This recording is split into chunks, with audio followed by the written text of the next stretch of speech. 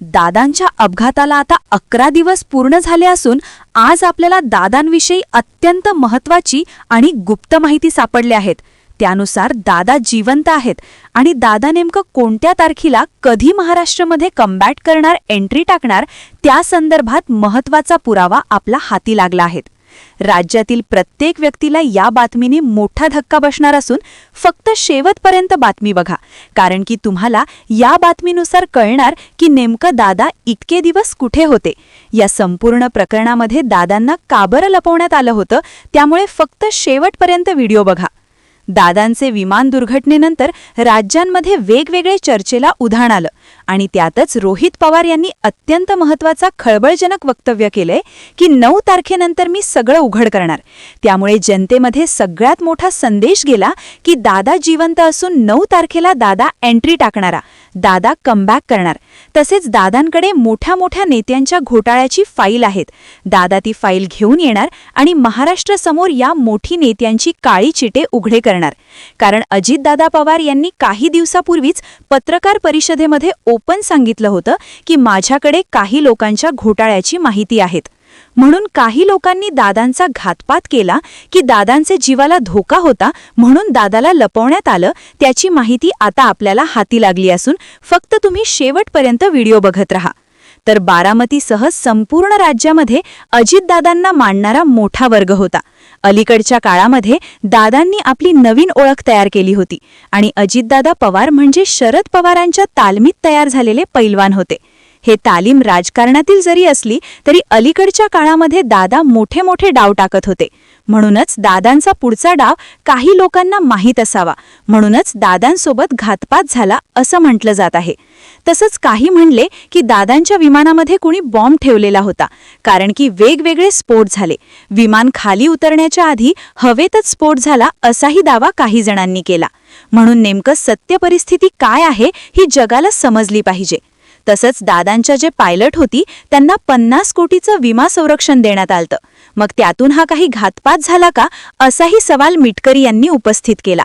तसेच दादा मुंबईत तुमच्या वेळेस निघाले त्यावेळेस सीसीटीव्ही किंवा इतर काही माहिती मिळत नाही, त्याच्यावर पण आता संशय निर्माण केला जात आहे.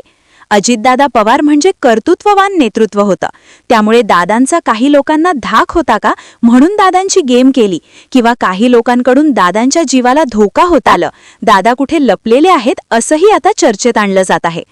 तुम्हाला काय वाटतं, दादा जिवंत आहेत का? लगेच कमेंट करून सांगा. तसेच दादांसाठी एक लाईक तर झालाच पाहिजे. तर दादा जिवंत असून या मोठ्या देशांमध्ये दादा लपलेली आहेत, त्यांना लपवण्यात आलेले आहेत आणि दादा अचानकमध्ये कधी पण येऊन मोठी पत्रकार परिषद घेऊ शकता, ज्यामध्ये सगळ्या महाराष्ट्राला धक्का बसेल आणि मोठ्या मोठ्या राजकीय नेत्यांची घोटाळे, त्यांचे भ्रष्टाचार सगळं दादा बाहेर काढणार. तसंच दादांना लपवण्यासाठी मागे कोणाचा हात आहे हे सुद्धा आपल्याला आता माहिती झालं आहे. त्यामुळे फक्त शेवटपर्यंत व्हिडिओ बघत राहा. ज्या दिवशी विमान दुर्घटना झाली त्याच दिवशी नेमका पॅसेंजर सांगितले 6 जुनं आणि मृतदेह 5 सापडले. त्यामुळे नेमकं एक माणूस कुठे गायब झाला आणि हा गायब झालेला माणूस दुसरा तिसरा कुणी नसून अजितदादा आहेत असं समजलं जात आहे. पण नेमकं आता ही अफवा आहेत की सत्य काय आहे तेच महाराष्ट्राला समजेना.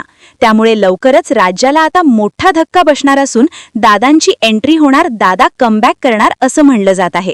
तर एकच वादा आणि अजितदादा यांच्यासाठी व्हिडिओला एक लाईक झालाच पाहिजे आणि कमेंटमध्ये आपले दादा अजितदादा हे कमेंट झालीच पाहिजे. काही बिघाड झालेला होता की अन्य काही गोष्टी यासाठी कारणीभूत आहेत, याबद्दलच्या शंका कुशंका सुद्धा काही केल्या थांबत नाहीयेत. अमोल मिटकरींनी पुन्हा एकदा अजित पवारांच्या अपघाताबद्दल काही सवाल आणि शंका उपस्थित केलेल्या आहेत. ते आपल्या ट्विटमध्ये असं म्हणतात की दादांच्या विमान अपघाताचा थातुरमातुर चौकशी अहवाल यायला सुरुवात झालेली आहे. दादा इतकी सामान्य व्यक्ती नव्हती, अहवाल सांगेल की आता तांत्रिक चूक घडली. वैमानिकाचा अंदाज चुकला आणि जनता मान्य करेल, पण महाराष्ट्र पुरावा मागतोय असं मिटकरी म्हणतात. डीजीसीएनं विमानतळावरचं सीसीटीव्ही फुटेज प्रसारित करावं अशी मागणी अमोल मिटकरींची आहे. दादांच्या आगमनापासून ते विमानात बसेपर्यंत प्रत्यक्षदर्शी पुरावा सादर करावा अशी ठोस मागणी अमोल मिटकरींनी केलेली आहे आणि याआधी सुद्धा त्यांनी या विमान अपघातासंदर्भात अनेक शंका उपस्थित केलेल्या होत्या.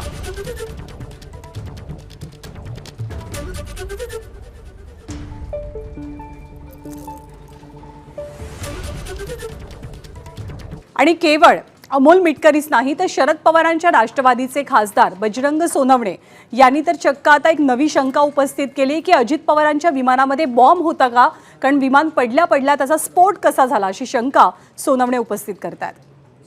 क्रॉस झालं, टिल्ड झालं, ठीक आहे, पण जमिनीला टच व्हायच्या अगोदरच ब्लास्ट झाले. कारण ब्लास्ट मध्ये सुद्धा इंजिनचा जो फ्रंट पार्ट आहे तिथले लोक उडलेत बाहेर अगोदर, आणि त्याच्यानंतर जमिनीवर टच होऊन स्फोट झाला, त्याच्यानंतर दुसरा स्फोट दिसतोय. म्हणजे मग ही घटना काय असू शकते, त्याच्यावर संशय नाही का त्याच्यात बॉम्ब होता का, इंजिन असं ब्लास्ट झालं, खाली न टच होता, ह्याचा तपास झाला. सगळ्यात महत्वाची बातमी, विमानानं लँड होताना 2 वेळा गिरट्या घातलेल्या होत्या. गिरट्या घालत असतानाच विमान हे 2 वेळा उलट सुलट सुद्धा झाल्याचं पाहायला मिळत आहे. त्यामुळे यातून एक मुद्दा उपस्थित असा होतोय की या विमान कंपनीचे मालक VK सिंग जे म्हणतायत की दृश्यमानता कमी असल्यामुळे या विमानाचा अपघात झाला, तर तसं प्राथमिक दृष्ट्या काही दिसत नाहीये. कारण ही दृश्य पण पहा, हे विमान हे वर आभाळात असतानाच वाकडं झालं, पहा वाकडं झालं आणि थेट लँड होत या ठिकाणी शेतात आदळलं, कोसळलं. त्यामुळे लँडिंग पूर्वीच या विमानात तांत्रिक बिघाड झाला होता असा प्राथमिक दृष्ट्या तरी स्पष्ट होत आहे. VK सिंग यांनी काय म्हटलेलं होतं या विमानाचे मालक, ऐकूया आपण. You know, he made an approach from runway 29, and then he carried out a missed approach, after which, again, he tried to make an attempt from runway 11. This is what I also have no contact with the pilots. They are not there. It is a very unfortunate incident. We are very sad about it. We are trying to first be with the family, solidly with the family who have lost their best next of kins. It's a very unfortunate incident. Primarily, it appears that, you know, the pilot could not see the runway, and that's why he would have carried out the mission. त्यामुळे दृश्यमानता कमी होती हे कुठेही दिसत नाहीये. लख्ख प्रकाश या CCTV फुटेजमध्ये देखील पाहायला मिळतोय. पण मुळात हे विमान लँड होण्यापूर्वी वर असतानाच ते वाकडं झालं, 2-3 वेळा गिरट्या घालत उलटं सुलटं झालं आणि त्यानंतर ते कोसळलेलं आहे. ऐकूया आपण पुन्हा एकदा काय म्हटलं होतं VK सिंग यांनी. You know, he made an approach from runway 29, and then he carried out a missed approach, after which, again, he tried to make an attempt from runway 11. This is what I also have no contact with the pilots. They are not there. It is a very unfortunate incident. We are very sad about it. We are trying to first be with the family, solidly with the family who have lost their best next of kins. It's a very unfortunate incident. Primarily, it appears that, you know, the pilot could not see the runway, and that's why he would have carried out the mission. तर आपण पाहतोय ही दृश्य CCTV footage हे समोर आल्यानंतर काही मुद्दे, काही सवाल हे उपस्थित केले जात आहेत. जर विमानात आधी त्रुटी नव्हत्या तर हे विमान हवेतच असताना वाकडं का झालं, उलट सुलट होऊन गिरट्या घालत नंतर जमिनीवर कोसळलं. CCTV फुटेजमध्ये जर आपण पाहिलं तर जे VK सिंग म्हणतायत या विमानाचे मालक की दृश्यमानता कमी आहे, तसं या CCTV फुटेजमध्ये कुठेही प्राथमिक दृष्ट्या दिसत नाही, लख्ख प्रकाश दिसतोय. असं असताना या विमानात तांत्रिक त्रुटी नव्हती असं कसं ठामपणे म्हणता येईल, हा सवाल या निमित्तानं उपस्थित केला जातोय. तिसरा सगळ्यात महत्त्वाचा मुद्दा, जर दृश्यमानता या ठिकाणी कमी होती तर तिथं असलेल्या VK सिंग यांच्या म्हणण्यानुसार अनुभवी पायलटनं ही दृश्यमानता, तिकडची वातावरणीय परिस्थिती या सगळ्याविषयी उड्डाण करण्यापूर्वी जाणून घेतलं नव्हतं का, हा देखील एक सवाल उपस्थित होतोय.